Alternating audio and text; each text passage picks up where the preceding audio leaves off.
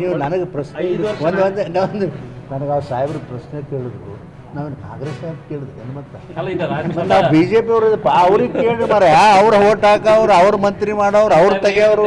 ಈ ರೀತಿ ಕಚ್ಚಾಡೋದ್ರಿಂದ ಅಭಿವೃದ್ಧಿಯಾ ಈ ಸರ್ಕಾರದಾಗ ಅಭಿವೃದ್ಧಿಯಾ ಎಂಥದ್ದು ಕೇಳ್ತೀರಿ ಮರ ನೀವು? ಈ ಸರ್ಕಾರದಾಗ ಅಭಿವೃದ್ಧಿ ವಿಚಾರ ಕೇಳಬೇಡ ನೋಡಿ.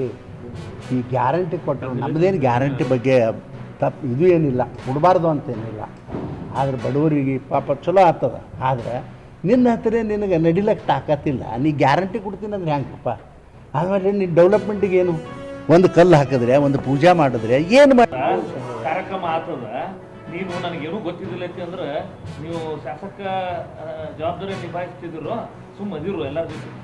ಅಲ್ರಿ ಇದು ಅವ್ರು ಇರ್ರೆಸ್ಪಾನ್ಸಿಬಲ್ ಅನ್ನೋದು ತೋರಿಸ್ಕೊಡ್ತಿಲ್ಲ. ಅಂದ್ರೆ ನೀವು ಕಾರ್ಯಾದೇಶ ನಂತರ ಮಾಡಿದ ನಂತರ ಆಗಿಲ್ಲ, ಅವ್ರು ಹಂಗೆ ಹೇಳ್ತಾರ. ಅವತ್ತು ನೋಡಿ ಮೇಲ್ನೋಟಕ್ಕೆ ಕಾಣಿಸ್ತದ ಸ್ವತಃ ಅವರೇ ಅಗದಿ ಚಲೋ ನಮ್ಮ ಮಿನಿಸ್ಟ್ರ್ ಜೋಡಿ ಎತ್ತಿದ ಗಾಡಿಯಾಗ ನಿಂತಿದ್ದು ಫೋಟೋ ಪೇಪರ್ ಕಟ್ಟಿಂಗ್ ನಿಮ್ಮ ಹತ್ರ ವಾಪಸ್ ನಾನು ನಿಮಗೆ ಕೊಡ್ತೀನಿ. ಅವತ್ತು ಅವ್ರಿಗೆ ಗೊತ್ತಿಲ್ಲ ಅಂತಾರಂದ್ರೆ ಇರ್ರೆಸ್ಪಾನ್ಸಿಬಿಲಿಟಿ. ಗೊತ್ತಿದ್ದು ಕಾರ್ಯಕ್ರಮ ಭಾಗವಹಿಸಿದ್ರೆ ಜನರಿಗೆ ಮೋಸ ಆಗ್ತದೆ.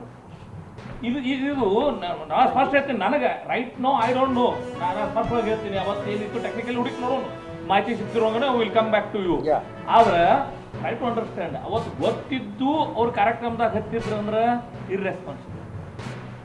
ಅಕಸ್ಮಾತ್ ನಿರ್ಲಕ್ಷ್ಯ ಮಾಡಿದ್ರಂದ್ರೆ ಅದಕ್ಕಿಂತ ದೊಡ್ಡ ನಿರ್ಲಕ್ಷ್ಯ. ಸರ್ ನೋಡ್ರಿ, ಒಬ್ಬ ಶಾಸಕರಾಗಿ ಅವತ್ತಿನ ವಿರೋಧ ಪಕ್ಷ ತಾನೆ, ಅಕಸ್ಮಾತ್ ಹಂಗಾತಿತ್ತಂದ್ರೆ ಅವತ್ತೇ ದನಿ ಎತ್ತಿ ಇದು ಬ್ಯಾಡ್ರಿ ಅಂತ ಹೇಳಬೇಕಾಗಿತ್ತು.